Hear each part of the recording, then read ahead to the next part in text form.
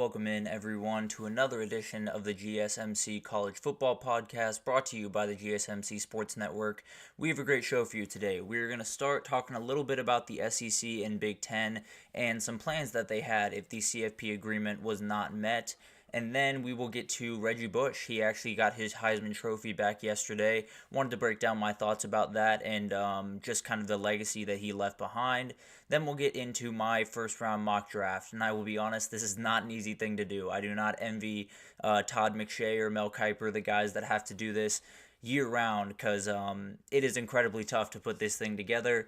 But then finally we will get to a Hot Take Thursday, talking a little bit about the draft and a couple of the guys that I think are going to be taken in the first 5 picks and kind of how I expect them to progress throughout their NFL careers. But before we start, I do want to remind you all we get tons of questions and comments throughout the show, and the best way for you all to get your questions on the screen, get noticed, we can have a fun back and forth here, is to use the tip and donation link at the bottom of the screen, gsmcpodcast.net. It's a huge help not only to us here at the network, but to you all. You get to have a little bit of a conversation with me here, ask a question you were wondering about, bring up something that I had forgotten about possibly. So definitely use that if you need to, gsmcpodcast.net. But let's jump right in, because there was some news that came out recently over the week. I feel like this week has been pretty active in the world of college football, especially in terms of the kind of the behind-the-scenes world. So one of the big things that came out was when we were talking about those college football playoff discussions and everything that was going on with that and how the SEC and the Big Ten were garnering more and more power in those discussions. I think one of the things that was always kind of under the surface of all of that, and I talked about it a couple of times on here, but I think everything that the SEC and the Big Ten were doing was very calculated for one reason in particular. They had backup plans, and I thought that for quite some time, but it's been confirmed by Greg Sankey and Tony Petitti that they had plenty of backup plans, but they were fully ready to break off from the CFP and become their own entity, become their own governing power. I mean, it's one of those things that I felt like everyone kind of had an idea that this was a possibility, but it seems like they had pretty much their ducks in a row. Ross Dellinger has been the guy that's kind of been at the forefront of this, done some great reporting on it. And Greg Sankey was very, very clear. If the agreement was not met, the one that gives the SEC and the Big Ten 58% of the revenue, combined between the two of them, 58% of the revenue for the upcoming college football playoff discussion, and I think starting in 2026, if I'm not mistaken. I think it's definitely something that they held all of the cards, essentially, because if those two wanted to walk away, or if everyone else wanted to walk away, Notre Dame and all the other conferences, they could have just, said peace out, go and start their own thing and become pretty much college football. There was a real reality where there was so much building around these two conferences that if they were to break off and become their own thing, obviously people would still be watching some other programs out there, and they should, obviously. But at the end of the day, there would be a lot of money, a lot of attention, a lot of TV time. Everything would be put towards those two conferences, and especially if they were able to snap up a couple of teams on their way out, I think it would have been even more aggressive. So very glad that this didn't happen. I think this would have been a very, very intense thing to happen in college football, and would have put us in a very different spot than we are right now, right? We're talking about the Super League. We're talking about possibly Charlie Baker's different idea for a subdivision that teams can opt in or opt out of.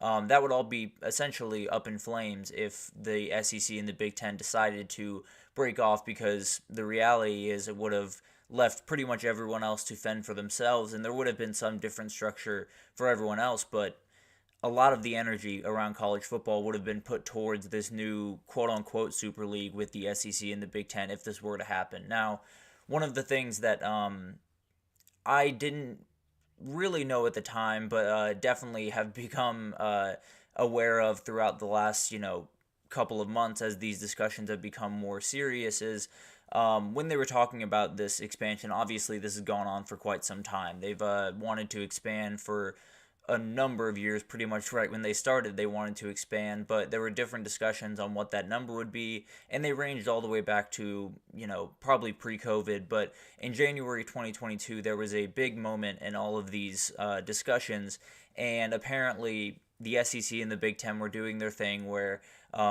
they, make the argument that they are the most powerful entities in the sport. They are the ones that kind of stir the drink, as it were, and I think it got a little heated, apparently. And I think that was kind of a turning point because some of the other commissioners, some of the other people representing the other conferences in these discussions decided to leave. So they got up and left in the middle of the discussion. And I don't think that sat too well with Greg Sankey and Tony Petitti. And I think they immediately saw what the need for them was and saw that, they're going to be able to garner this amount of power, and even if teams, decide to get up and leave, doesn't necessarily affect them too much, right? They still have the ability to break off and become their own thing and become a quote-unquote super league, and I think that moment was kind of when it all fully clicked for them. Obviously, they've known for quite some time that they sit kind of on a different tier in college football than the rest of the conferences, but there's that moment where you refuse or you start kind of you stop, I suppose, the best way to put it.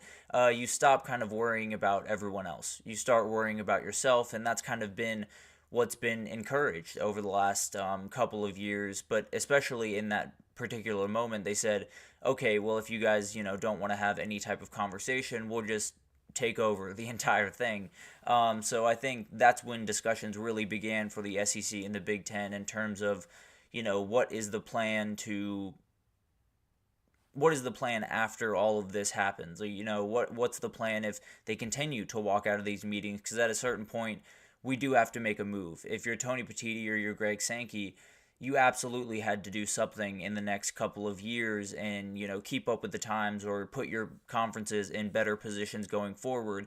And I think it's something that when that outburst happened, when everyone left that meeting and the SEC and the Big Ten were left kind of sitting there, I think they saw it as kind of an opening almost. I think there was this thought for a while that the SEC and the Big Ten would try to not necessarily protect other conferences, but at least keep them around in the party with them. But I think once that happened, they were more than happy to kick everyone to the curb and become their own thing. So I think that's one of the big things that Greg Sankey has said in a number of different interviews. And apparently, after the discussions ended where the SEC and the Big Ten got 58% of the revenue and pretty much dominated that entire discussion, there were a number of people that kind of came up to him and basically asked why he, put them in that position, why he made it so difficult, and why he some would say was being a little bit greedy in those discussions, and he said you walked away from the deal. So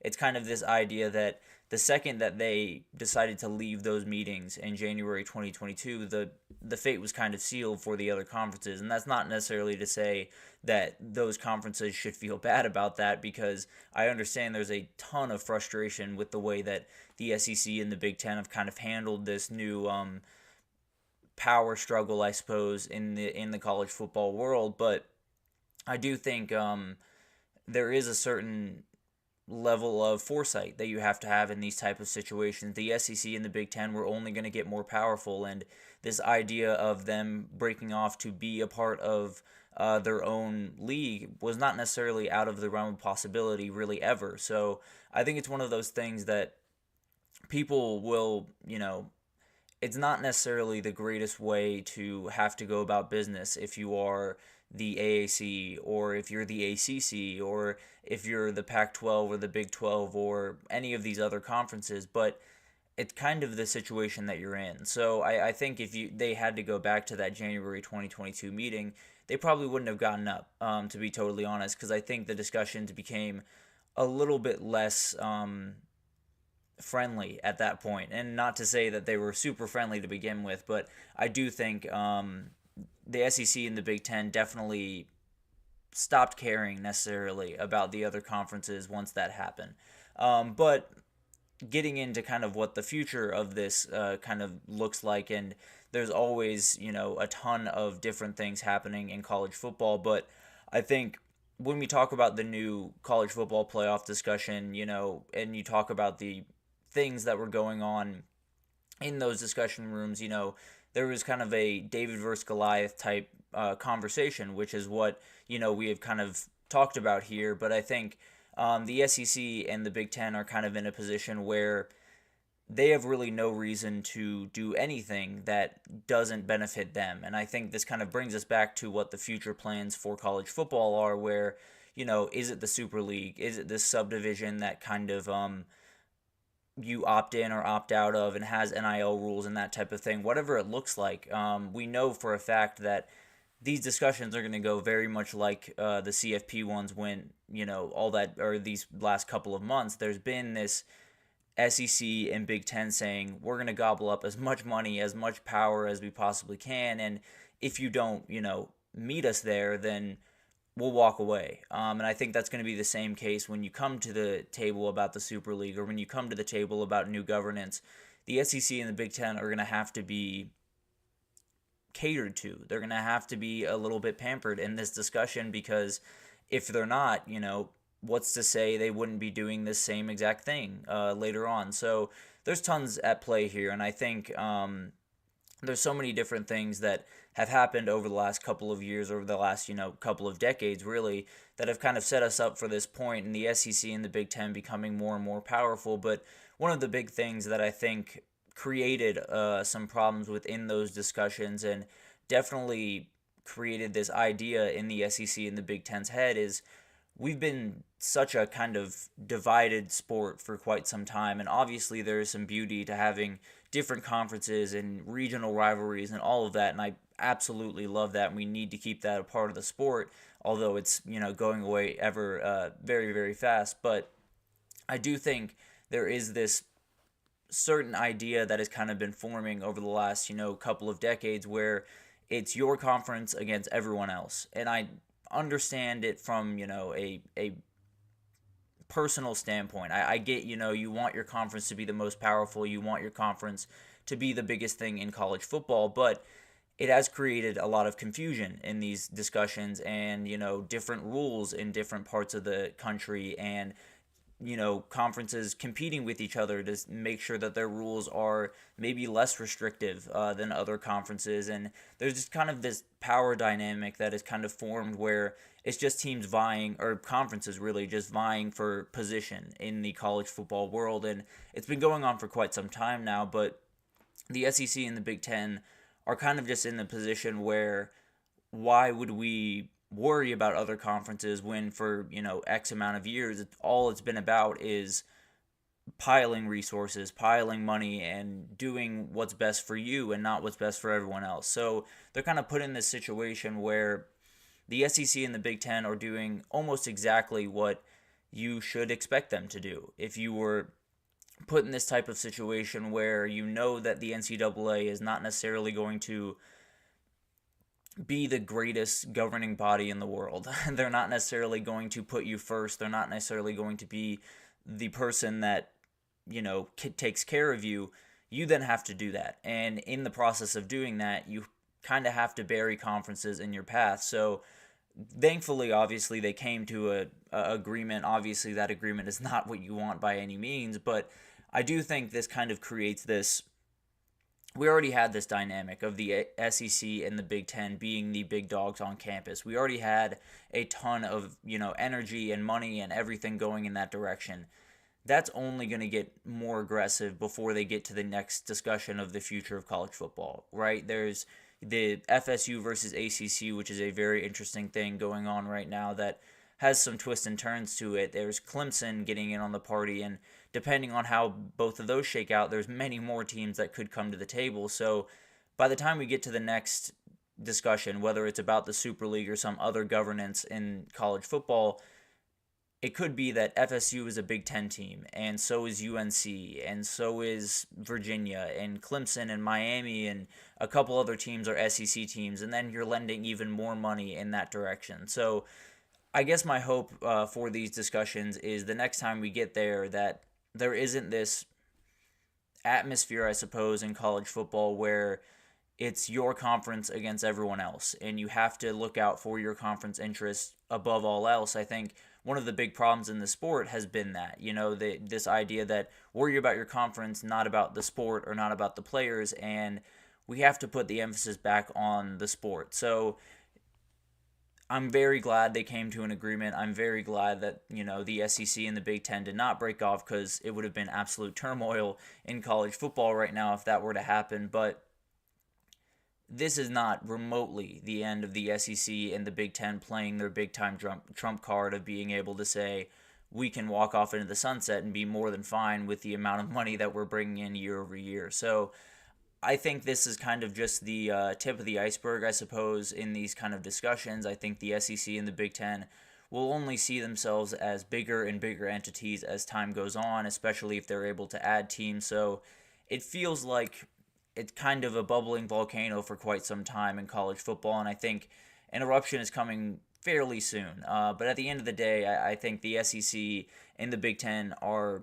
not worried about when that happens, because they know they're on very stable footing, and they can kind of take advantage of what eruption ends up coming, pick up some teams, and garner even more power going forward. So this is obviously kind of an idea of just how much power the SEC and the Big Ten have, and where their kind of heads are at in the future discussions, because there's going to be a ton of future discussions about where everyone sits and how to allocate money and how to do all of the things in a new model for college football. And the SEC and the Big Ten are absolutely going to use this as an argument to say, well, it shouldn't just be 58% anymore. It should be 65% or 70% or whatever the number is. So definitely going to be an interesting thing to watch. I think this is a taste of probably what's to come with the SEC and the Big Ten, and I would not be surprised if there was a league with the SEC and the Big Ten kind of alone at some point, just because of the power and the money that they would ask for in the next discussions. But we'll get to that as it kind of comes. A lot of stuff will kind of develop with that as time goes on over the next probably year or so. But we'll break that down as we get to it. But let's take our first break here, and when we come back, let's talk about Reggie Bush. There is a ton of news around him. He just got his Heisman Trophy back. Want to break down what I think about that and how the NCAA might have actually done something good for the first time and maybe forever. But let's take our first break, and we will be right back with that. I feel like I'm losing my mind. Is everybody in the world blind? Please, Lord, give me a sign, a sign. I feel like I'm losing my mind. Is everybody in the world blind? Please, Lord, give me a sign, a sign. I wanna be the greatest. Everybody on the fake shit. I look around and feel like everybody is the fakest. I make this every day and I'm impatient, hoping one day I blow up from the basement. Statement, the top is so vacant. I don't hear shit that I think is amazing. Waiting for my day when I'm playing sold out shows where 1,000 faces. Hey, give me that crown, get in my way and to be put down. It ain't your place, all this my town. If I want that shit, then I'll get it right now. I'm losing it, the noose it fits. I'm losing shit, a stupid myth. You choose to live or choose to dip. You choose to fight or lose your grip and lose a gift. I feel like I'm losing my mind. Is everybody in the world blind? Please, Lord, give me a sign, a sign. I feel like I'm losing my mind. Is everybody in the world blind? Alrighty, welcome back, everyone. We just talked about the SEC and the Big Ten and the possibility that they might have jumped ship if the college football playoff discussion was not met with what they wanted. But let's jump into to Reggie Bush and talk about his Heisman and getting it back for himself. I think this is something that we've been waiting on for quite some time. The NCAA has actually done something smart and something popular for the first time in what feels like quite some time. And I think this is an absolute no-brainer to me. I think all of the rules that were broken by Reggie Bush, or he still holds that he did not break rules, but we'll get to that a little bit later, are pretty much regular practice at this point. Now, some of the nuances of it are a little bit different, but at the end of the day, it's kind of ridiculous that it took this long, especially after NIL was introduced. And I think finally having him back in those Heisman ceremonies in possibly the Nissan Heisman House, I think will be a very good thing for college football and a very good thing for fans. Having him around the sport is always a good thing. Whenever you can have one of the guys that is one of the biggest icons in the history of the sport. I mean, you can't tell the story of college football without talking about Reggie Bush and those USC teams. I think it's an absolute no-brainer. Getting that guy back in the fold is a huge thing. So if you're kind of wondering, first of all, why it was taken in the first place, what the actual, allegations were against him, there were allegations that his parents were living in a rent-free house. There were allegations that he was getting illegal cash and benefits from agents. So obviously not necessarily standard practice in 2004. Definitely something that got him into quite a bit of trouble, and it also got SEC or USC. I don't know why I keep saying SEC. USC in quite a bit of trouble. They said they were hit with a lack of institutional control citation. OJ Mayo, the old USC basketball player that played in the NBA for quite some time, was also involved in this, and they had to vacate the final 2 wins of the national championship season in 2024 and all of its wins in 2025. Tons of scholarship reductions, two-year postseason ban. So the works for USC, really. 2004 was stripped of their national title by the FWA and the BCS, but the AP poll still recognizes USC, as do I. I still think they are the national title winner of 2004. But in 2005, it was all Reggie Bush. It was one of the more remarkable years individually that anyone really has ever had, especially at the running back position. Finished with over 2,000 yards from scrimmage, 18 touchdowns, was a huge part of that USC team that was trying to go back-to-back, win up against, the Vince Young Texas team in 2005, possibly, in my opinion, the greatest college football game of all time, maybe the best football game of all time, frankly, but he had 554 rushing yards in the last 2 games of that season before the Heisman ceremony. And then there was some scrutiny after the championship game where Vince Young did just insane stuff for about 2 hours and won the title for Texas. So I think there's this kind of there's been this conversation for quite some time, right? People have been pushing for this pretty much since it was taken, to be totally honest with you. But the real aggressive push started when NIL was introduced, obviously. I think that's something that really put it on full display that all of these rules, all of these people that have been kind of villainized by college football and the NCAA throughout the years might have had a leg to stand on. And one of the people that kind of came forward was Johnny Manziel, who had a lot of the similar kind of ideas around him, right? You had this idea that he was taking advantage of the system and doing something he shouldn't have been doing. And I guess that's an argument, but they've come to the conclusion that all of those things that were done probably should have been okay. So I think it's one of those things that had been kind of brewing on under the surface for quite some time, but when NIL was introduced, there was this massive, massive push. So I think it was kind of a matter of time. Also, Reggie Bush, threatened a defamation lawsuit against the NCAA, and I think that added a ton of pressure, to be totally honest with you. I think if you're asking me which one mattered more, Johnny Manziel or the defamation lawsuit, I'd lean towards the defamation lawsuit. But at the end of the day, I think, having former players, Matt Leinart came out, obviously, his former teammate, and Tim Brown, another Notre Dame player who won the Heisman. So 2 guys that, are big-time parts of this game have come out in the past to kind of support him in getting his Heisman back, but it just never quite happened. And finally, they have come to their senses and they have given it back. I think it's something that has been a very, very divided topic, I feel like, in college football for quite some time. I think there's tons of people that say, those were the rules at that time, he broke those rules, and that's kind of the game you play.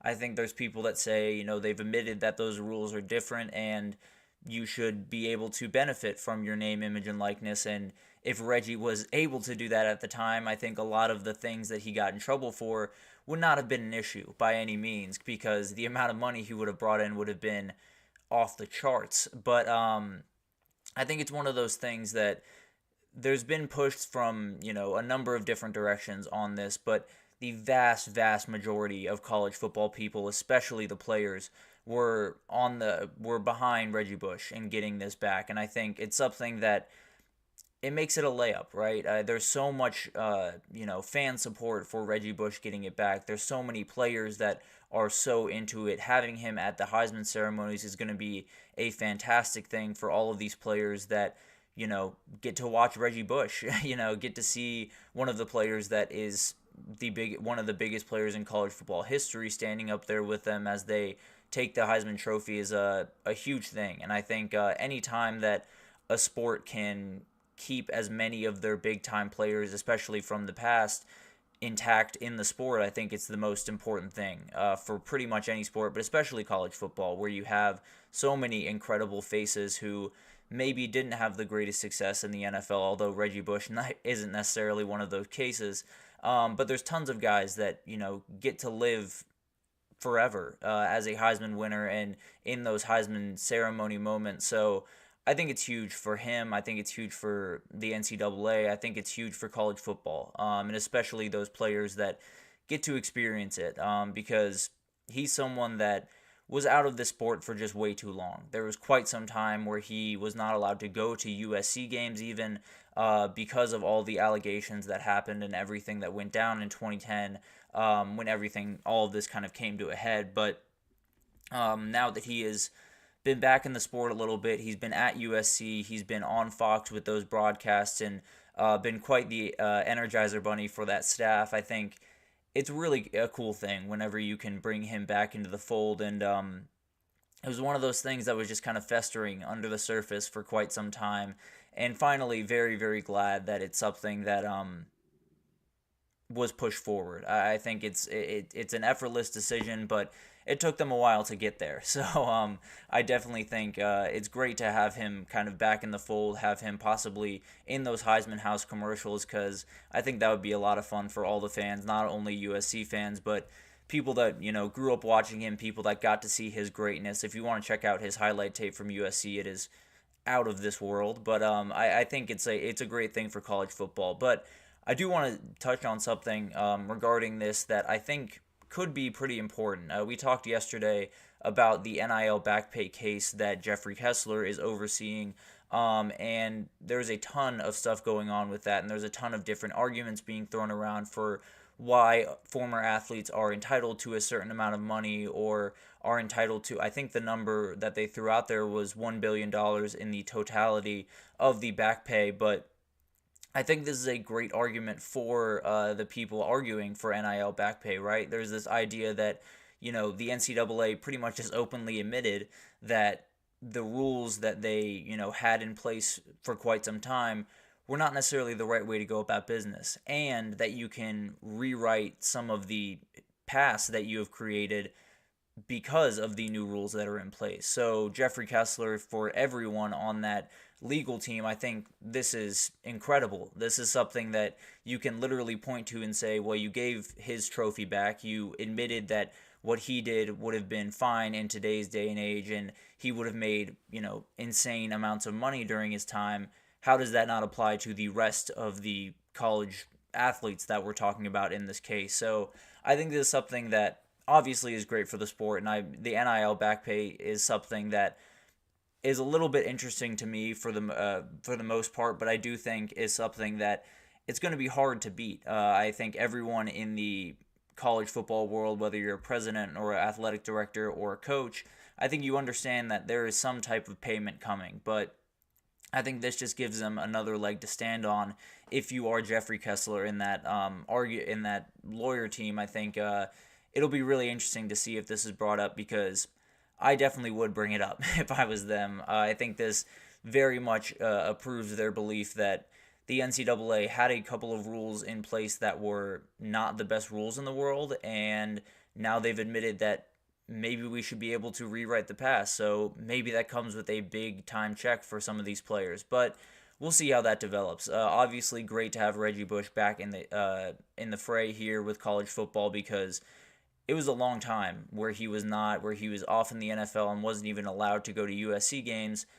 now he's back fully in the fray. Now he has this trophy back, and definitely deserves it. So very, very excited for him. Very excited for college football. I think having someone like that as a big time face in your sport can only really be good for you. So we'll definitely continue talking about the NIL case, of course, and how this kind of might affect that. But for the time being, we'll take our second break here. And when we come back, I'm going to do my first round mock draft. This is not an easy thing to do, so definitely spare me a little bit. But I did my best. So I'll break down that right after this. So stick with us. Looking for your daily fix of sports talk without having to pay for it? GSMC Sports Network is available on YouTube. Just search GSMC Sports Network. Get your fix of daily sports talk shows on YouTube, absolutely free. NFL, college football, NBA, MLB, MMA, UFC, fantasy football, and so much more. GSMC Sports Network has shows running all day long, with new sports shows starting every 2 hours. Just like on your favorite cable sports channel, except GSMC Sports Network is absolutely free. Just search GSMC Sports Network on YouTube to catch one of your new favorite shows, like the GSMC College Football Podcast, Chip Shot Football Podcast, Hoops and Heels Women's Sports Podcast, GSMC Basketball Podcast, and so many more. Check it out for yourself. GSMC Sports Network, now available on YouTube absolutely free. Search GSMC Sports Network on YouTube right now. Alrighty, welcome back everyone. We just talked about Reggie Bush getting his Heisman back and how that is a great thing for the sport. I know there are some people that might disagree with me there, but I think having Reggie in the sport as much as possible can only be a good thing. So very excited about that, but let's jump into my first round mock draft. This is something that was very, very tough to do. I set out to do it yesterday and thought it would be a little bit easier than it ended up being, but I was able to get through it, and I think I did an okay job. It'll be interesting to see what the reaction is to this, but let's start up top. I think the first 4 picks I feel pretty good about. I'll be totally honest with you guys. I do think that every mock draft that I've seen, although there has been everything all over the place in mock draft season, I feel like, especially leading up to this, I don't think I've seen any top 10 that has been the same between 2 of them. But the top 4 seems to be pretty chalk. So it's going to be Caleb Williams number 1 overall, barring some crazy turn of events today, which will not happen, I don't think. Caleb Williams will go number 1. Jaden Daniels will likely go number 2 to the Commanders, and then Drake May to the Patriots at number 3. So those 3 guys have been expected to be the top 3 picks. I expect them to be the top 3 picks, and I think Arizona probably stays put and takes Marvin Harrison Jr. and just continues rolling with Kyler Murray for the time being and doesn't trade down, which some people have kind of kicked around, but it feels like that's getting less and less traction as we go on. But I do think Minnesota will trade up into that 5 spot. I think they really want J.J. McCarthy, and I think he fits them really, really well. So I would not be surprised at all if they traded up. Now, there has been a little bit of momentum with them just sticking where they are, but I think there's a little bit too much danger when you look at the Giants there, which is something that J.J. McCarthy brought up yesterday. I believe he was on the Rich Eisen show and was talking about which team he thinks he might go to, and he brought up the Giants as a possibility. I know Drake May has talked about them as well, so I think the Vikings will not leave this one up to chance. I think they'll go up and get JJ and continue rolling with him. I think Malik Neighbors will go to the Giants. There's been a little bit of talk about Rome Odunze possibly going above him. I don't expect that to happen. I think the Titans will take Joe Alt. That feels like the slam dunk number 1 tackle. Now, there has been some energy around J.C. Latham possibly going before him, but I tend to believe that Joe Alt's just a little bit rangier, a little bit more athletic, and has the ability to move inside, hypothetically, if you need him to. Now, the Titans will not need him to. They will definitely need him at left tackle, but I do think Atlanta will go with edge rusher, but I don't think they'll go with a guy that a lot of people have been expecting them to go with for a long time now. I think they will go with Liati Latu. I think this is a guy that is the most complete edge rusher. I think he's the most NFL ready, and I genuinely think he could have double-digit sacks his very first year, and it's something that Atlanta absolutely needs. I don't think they're in the position where they can take a project and work him up to speed where I think Dallas Turner kind of lies in this grand scheme of things. So I take Latu and kind of run with it if I was the Falcons. Rome Odunze I do expect to go to the Bears, I think they're going to keep these 2 picks and just get their 2 guys for the future. I think this is something that I talked about yesterday. I do think Byron Murphy might be the better pick here, but I do think they'll end up going with Rome Odunze and just making this offense as potent as possible for Caleb Williams in his first year. I think the Jets will go Brock Bowers. I've seen a little bit of offensive tackle here, not necessarily sure if they're going to push for that, but I do think they will go Brock Bowers, add to that pretty solid wide receiver room that they have right now, but adding a guy like this as a tight end is just going to be a luxury for someone like Aaron Rodgers, who throws over the field so incredibly well. So I think that's a match made in heaven, to be totally honest with you. J.C. Latham is a guy that I just talked about. I've seen a couple of mock drafts with the Chargers staying put and taking him instead of Joe Alt at the tackle position, but I do expect the Chargers to still get him. I just think they'll get him at 11, and I think they'll be more than happy with that. A very, very good player that can immediately start for them at a position that they probably need someone to immediately start for them. For the next 2 picks, I am leaning towards the Peter Schrager way of thinking, where he says the top, 6 guys are going to go in the first 13 picks. I kind of have come to that as well, or that realization as well. I do think that there are some really good fits with the next 2 picks, where Bo Nix could go to the Broncos and Michael Penix Jr. could go to the Raiders, and I think it would work out very, very well for both parties. Now, I do think there has been a little bit of I've seen a couple of mock drafts with the Broncos possibly trading down and getting Bo Nix later, or doing something different here, but I do think this could be the guy that they're targeting, and I think especially Sean Payton, someone like Bo Nix, who is so accurate and has that ability to throw over the middle of the field, I think will definitely be a huge selling point, I suppose, for Sean Payton and that staff. But I think you continue on down the line after Michael Penix, you got Olu Fashanu, a guy that is an absolute beast, and I think the Saints probably need tackle more than anyone else in this entire draft, so definitely someone that they're going to get their hands on. If there's a tackle on the board, whoever the next biggest tackle is on the board, that's probably who the Saints will get at that position, and I think Olu Fashanu is probably the best one left at that point. I think Quinyon Mitchell will end up at the Colts. I think they need some help on that back end of that defense and would be a great addition for them. A dude that just plays really, really fast and really aggressive and could kind of add a little bit of an edge to that defense.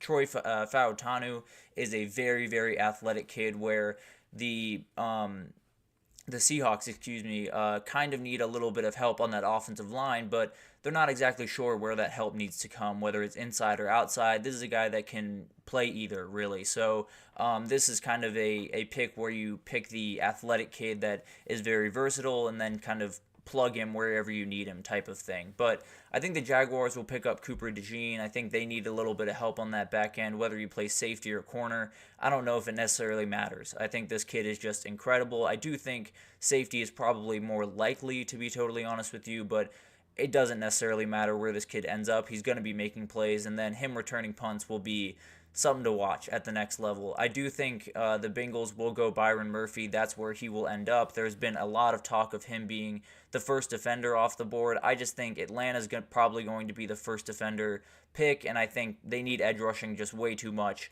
to spend the pick on Byron Murphy. I do have a weird feeling they might go Byron Murphy, but I do think they just need more edge rushing. I would lean they would go that direction, but who knows? And then I think Dallas Turner comes off the board. The Rams will be more than happy to get him this late. There's very good possibility that they might try to trade up if they see him fall below Atlanta at 8 and catch this guy when they can, but I think he's going to hang out for a while just because the edge rushing is not necessarily as big of a need with the rest of the teams before them after Atlanta. So I think they'll be okay getting Turner there. I think that would be a great pickup for them. You have Tyler Fuaga, who is just super athletic at the tackle position. I think this is one that could go the center route. They could go Jackson Powers Johnson here, but who knows? I think you get the offensive lineman and you kind of work him in where you need to. I think Tyler Fuaga is one of the most athletic guys in this class, especially at offensive lineman, so I think that would be a great pickup for them. And then you figure out the center position kind of as you go throughout the draft, just because that's not necessarily as pressing as possibly a left tackle or a right tackle. But moving on, I think Johnny Newton, I think, goes in 21 with the Dolphins. I think this makes total sense. You just got rid of Christian Wilkins, and you need some help inside, and he is more than capable of being a big-time player right when he gets there. A huge space eater that will be great against the run, so I think he's going to be a huge piece for them and will be a great pick. I think the Eagles will go Brian Thomas Jr. I keep seeing them pick wide receivers, and to be totally honest with you, I'm a little confused why, but at the end of the day, I am going to go with everyone who says they're going to go wide receiver and just pick my best next wide receiver on the board, which is Brian Thomas. I think he's the number 4 guy in this class. I think his upside is just incredible and will be remarkable next year for whoever team drafts him, but I do think it will be the Eagles. And then I think we get a little bit of a run on wide receivers here. The Chargers definitely need a little bit of help at wide receiver as well. They already helped out tackle with J.C. Latham earlier in the round, so I think they go A.D. Mitchell and give Justin Herbert another guy to throw to. Obviously, losing Keenan Allen, you need a little bit more help out there, and A.D. Mitchell will be a great pickup for them. Amarius Mims, I do think, will end up being the next tackle off the board. We kind of have a little run on tackles here late in the draft. Or late in the first round. I think the Cowboys are almost definitely getting a tackle. Losing someone like Tyron Smith is very, very tough, and you absolutely need to replace him as soon as possible. So I think they'll go Amarius Mims. I think Tyler Guyton is another guy to watch here. These last 3 tackles could really go in any order, but I think this could be the way that it ends up shaking out. I think Jordan Morgan is a very, very good player that might be a little bit underrated in this tackle class. I think he's going to end up at the Packers, get Jordan Love a little bit more protection behind him. I think the Buccaneers will go with edge rushing and Jared Verse. That's just elite athleticism to go along with some of the great linebackers he's going to have behind him. I think that's just a match made in heaven for that defense. Arizona definitely needs some help on the defensive side of the ball. Terrion Arnold is as good of a corner as you're going to find in doing that. And we have a real run on corners towards the end of this one. I think the Bills will go Xavier Worthy, add a little bit of speed to that offense. Definitely need some help after Stephon Diggs found his way to Houston, so a huge blow for them. But if you add someone like Xavier Worthy, especially for someone like Josh Allen who can just tear the ball, I think they'll be more than happy up in Buffalo. I think the Lions will go defense, add Kool-Aid McKinstry, help out that back end a little bit, and become a really, really potent defense, honestly. I think that offense is mostly taken care of. It could be that they go offense here, although I think they can address some of those needs a little bit later on in the draft. So I think Kool-Aid McKinstry would be a great pick here. I think Tyler Guyton to the Ravens would be a fantastic pick. Add a little bit of juice to that offensive line that is really, really solid and has been for quite some time, but definitely could use a little bit of help here and there. And then Nate Wiggins added to that 49ers back end would just be disgusting. I think it would give you that athletic corner that can be a coverage guy on the field side of or on the open side of the field, and kind of give you someone across from Jimmy Ward and all of those incredible guys on that back end to be a great, great player for them down the road. And then I think the Chiefs take that wide receiver that they desperately need, and I think they go with Ladd McConkey. I think it is a relatively easy decision, especially with all of the speed and all of the ability in that part of the game they have on that wide receiver staff. I think adding someone that is an absolute tactician and can get open pretty much whenever, has incredible route running, would be a luxury for that team. So I would expect Ladd McConkey to go there as the last pick in the first round, and be very, very excited to get that first round paycheck, that's for sure. But the draft is going to be very, very fun. I think all of these picks right here could be all over the place. I could be, 0 for 30. I don't think I'm going to go 0 for 32. I think I'm at least going to get Caleb Williams right. But if for some, by some grace of God, I go 32 for 32, you guys will not hear the end of it. I promise you that. But I think this is going to be an incredible night. It's one of my favorite nights in all of sports. I think it's one of those things that a lot of people, especially college football fans, I feel like really love this moment, because it's that moment you get to watch all of your favorite players kind of walk off into the sunset, do the thing that they came to your school to set out to do, and it's a really cool thing for all of them.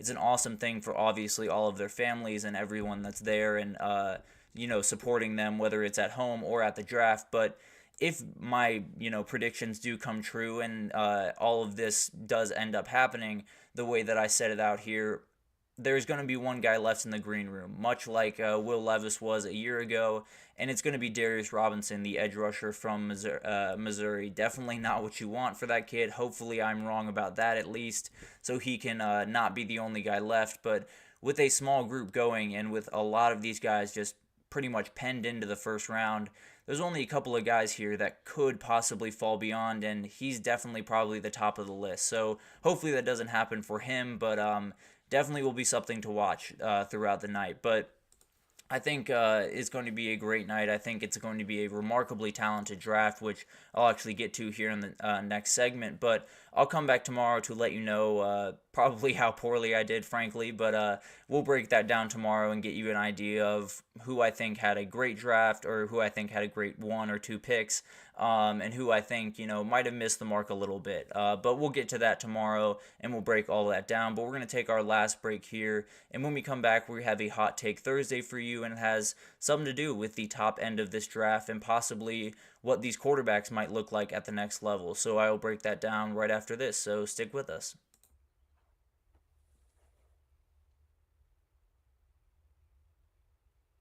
For the best and latest podcasts available anywhere, go to the podcast app on your cell phone and type in GSMC to access free content-rich podcasts on health and wellness, book reviews, sports, entertainment, relationships, social media, movies, technology, finance, and even weird news. Subscribe and download the GSMC Podcast Network's family of shows, available everywhere podcasts are found.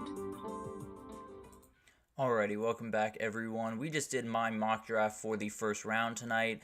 Definitely a little bit all over the place, but I did the best I could for sure. But now we're to a Hot Take Thursday, and it's all about the quarterbacks in this draft. I do think all 4 of the quarterbacks that are going to be taken in the top 5, the way that I predicted at least, I do think will be long-term starters in the NFL. And I kind of have different reasons for why I think each of them will be, so I'll roll through all of them and kind of give you an idea of what I think the future holds for all these quarterbacks. But let's start up top. Let's start with Caleb Williams, and we'll work our way down to J.J. McCarthy. But Caleb Williams definitely has some things that need to be polished. I don't think there's any question about that. A very, very talented kid that can do a ton of remarkable things on the football field, but there are instances where he gets himself into a little bit more trouble than he should be, or has kind of struggled a little bit reading kind of disguised coverages at times. But the talent, the ability, the athletic ability is just off the charts, and I think we've all seen that throughout his college career. I think he's going to be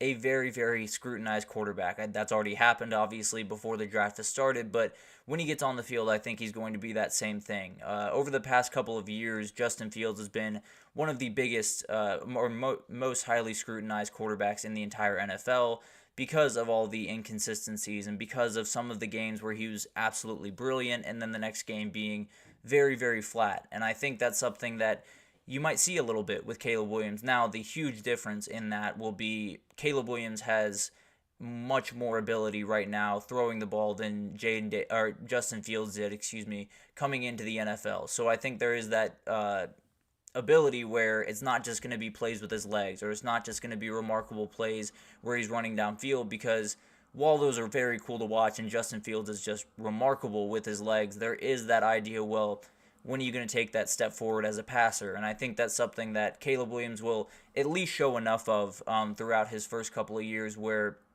Bears fans will not be as aggressive towards him as they were for Justin Fields, at least some of them. I think there will be a lot of polarization around him, whether he's going to be incredible in the future or not so good, especially in his rookie year, because I expect some mistakes to happen. I expect him to be a little bit up and down at times, but I also expect him to make teams look dumb at times, to make defenses look like they're guessing and make some really remarkable plays. So I think he's going to be remarkable. I think he has the ability to be an absolute difference maker in the league, and I think especially having 2 great veteran wide receivers in Keenan Allen and DJ Moore, and then you have a tight end in Cole Kmet, I think that helps tons, and it will definitely give some of his, I don't want to call them deficiencies, because it's kind of just him being as athletic as he is and kind of taking that Superman role, but I do think there are certain things that having those guys where will definitely help those a lot. But I also think Shane Waldron is a great fit for this kid. I think him having worked with Geno Smith, who was this ultimate pocket quarterback, ultimate, stand in there and deliver type guy, I think will really help Caleb in his future and definitely create him into the player that he can be, which is an all-pro talent, one of the best players in the entire league, and possibly a couple MVPs in his future. So I think Caleb Williams will be a very interesting topic in this upcoming season, but I think he'll slowly become that incredible player that we've seen for so many years, and will be a starter for the Bears for quite some time, and finally give them the quarterback play that they've waited just so long for. But let's move to the Commanders and talk a little bit about Jayden Daniels. Jayden Daniels' big trait that jumps off the page is his ability to extend plays, obviously, and throw downfield. That is a huge thing that he does remarkably well, and I think both of those play into what the Commanders will kind of need out of at least their rookie quarterback. Their O-line is not necessarily their best asset, although it's, not necessarily terrible, but they're going to need some help there. They might even trade up back into the first round to get an offensive tackle if they can, but having someone that can, get out of the pocket if, trouble arises, and then having someone like Terry McLaurin, who is the best ball tracker in the NFL, if you were to ask me, to catch all those deep balls that Jayden Daniels will probably inevitably throw at some point, I think is a huge asset for him. Obviously, this team has a number of different ways to build out, but I do think Jayden Daniels has the ability to kind of, those deficiencies that we talked about on the offensive line, they just won't look as bad with Jayden Daniels on the field because of his ability to extend plays. Now the worry is the second you leave that pocket, you can get hit really, really hard, and Jayden Daniels gets himself into that situation quite a bit. So I think there will be some progression that needs to be made in kind of the mundane parts of the game where, protecting your body, not trying to be that Superman type player that we talked about with Caleb Williams. Feel like a lot of these quarterbacks in this class are kind of have that Superman type mentality. In fact, Drake May, we'll talk about here in a second, I think has that same exact problem, but I think all of these guys are going to different situations that might help them kind of get away from that a little bit more, which is a huge, huge thing for them. But I also think Cliff Kingsbury and Jayden Daniels is a very, very good fit. I think having someone like Cliff Kingsbury, where he dealt with someone who likes to be Superman, and Caleb Williams at USC, he has been a great offensive coordinator in the past, and a lot of the guys that he has, been the coordinator for had some traits like Jayden Daniels. So I think this will be great for Jayden Daniels. I think Cliff will be able to kind of highlight what makes him special, and Jayden Daniels is definitely not going to be the guy that doesn't work out because of lack of trying or lack of work, because the dude is going to be the first one to show up, the last one to leave, and do everything the right way. So I have full faith in him to reach that potential that I don't think he's quite hit yet. I think he still has room to grow, and I think it's going to be remarkable to see what he can possibly pull off. But I expect him to be in Washington for quite some time and possibly become the player that a lot of Commanders fans were really hoping that RG3 would end up being, but injuries got in the way of that. Hopefully that doesn't happen to Jayden Daniels. I do think he is going to be a very, very special quarterback at the next level. But let's move on to Drake May and J.J. McCarthy, who are kind of the two that people are a little bit more wary of, it seems. But let's start with Drake May. Drake May, in my opinion, is not ready to be an NFL starter right away. And it's something that you've heard a lot around different circles where you talk to GMs and you talk to coaches. It doesn't seem like he's quite there yet. Now, they do have Jacoby Brissett in that locker room, and while you don't necessarily love the idea of him being your starter while you have a rookie quarterback who you just drafted number 3 overall sitting on the bench, I think it could be the best thing for Drake May. He does have that same thing that we were talking about, that Superman try to make the play that might not be there type of thing, but I do think there is an ability there that can be tapped into if you don't throw him to the wolves. I think if you throw him into the fire and put him into games right away, I think it could really hurt his development, it could really hurt his confidence, and I'm a big proponent that confidence in this game, especially at quarterback, is probably the most important thing. So I definitely am a little bit worried that if he does get drafted by the Patriots, he will get thrown into the fire, but hopefully that doesn't happen. And hopefully he's able to kind of develop under Jacoby Brissett and become the player that he's capable of being, because I genuinely think he could be one of the best quarterbacks in the entire league. I think he could be the best quarterback to come out of this draft.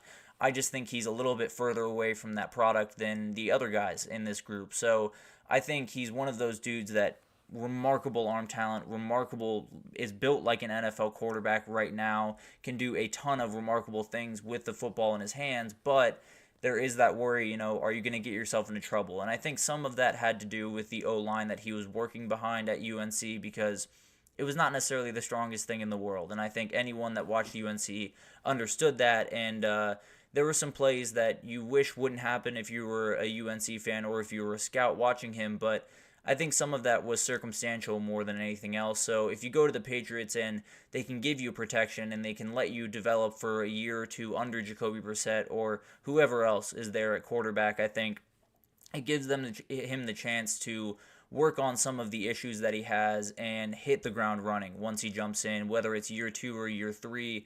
I think he has the ability to jump in and be a big-time player right away.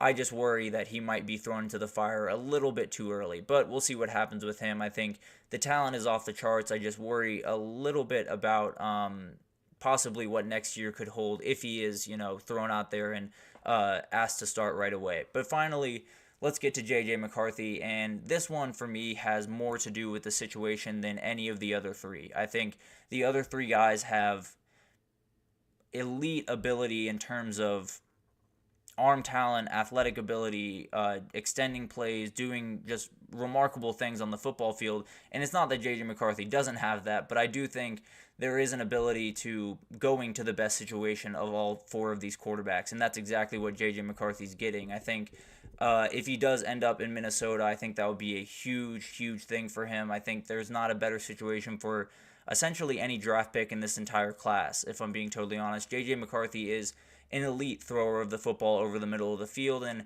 that's where Kevin O'Connell does his work. That's where he writes up a lot of his plays. You have T.J. Hawkinson on that offense. You have Justin Jefferson, the best wide receiver in the league. Jordan Addison is developing into a remarkable player for them at wide receiver as well. So I think J.J. McCarthy is one of those guys where you look at him for so long and you say he was just a piece of a bigger system at Michigan. He was just a guy that was, putting the ball where it needed to be and wasn't doing it very often. Can he be the guy that leads a team? And funnily enough, I don't know if he has to be as aggressively as some people might think. I think there is this, if he's not drafted to the Vikings, some of this does change pretty drastically, to be totally honest with you. But I do think there is a benefit for him going to Minnesota and being around Kevin O'Connell and having all of these things in place, because a lot of it would look like what Michigan does, and not necessarily in the way that they go about business offensively, but just not asking him to do too much and putting him in the right situations down after down, especially in passing downs, making sure that he's in a position to succeed is going to be a huge thing for him. And having all of those guys, that slew of receivers and tight ends, a really solid O-line, and a run game that, is a little bit up in the air right now, but I think will be really solid for the most part. I think he's kind of can just be JJ. He doesn't have to be, he doesn't have to be the special quarterback that Caleb Williams is. He doesn't have to, make remarkable plays with his legs, although he's capable of doing that too. I just think the Minnesota offense in particular is very J.J. McCarthy friendly, and I think if he was drafted there, he would have the ability to reach that ceiling that is really, really high for this kid that a lot of people, are not the biggest fan of. I do think he's someone that, if he's put in the position where he is in Minnesota for the future, I think it's about as good of a position as he could have possibly hoped for, and he will be in a place where he can really, really succeed and become one of those players that is a 10-year starter, sticks around for a really long time and wins some playoff games and does some really remarkable things in the sport. So it'll be really interesting to watch those four quarterbacks. I think all of them could go any which way. There's so much variation in what these guys could be and, who could actually hit. I think there's tons of people that say all four are going to be great. Some say 3, some say 2, some say just Caleb Williams. Some say none of them are going to be good. I mean, it could be that Michael Penix or Bo Nix is the best quarterback in this class. Who knows? But